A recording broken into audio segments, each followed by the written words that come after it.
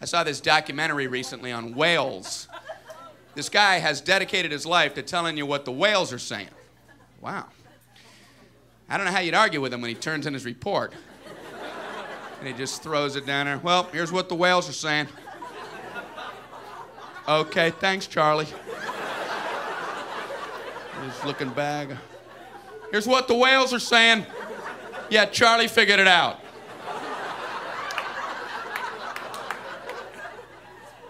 They show how he does it. He's out on a ship, he's got a pencil, and he deciphers the whale noises as he hears them. You know, he'll hear like...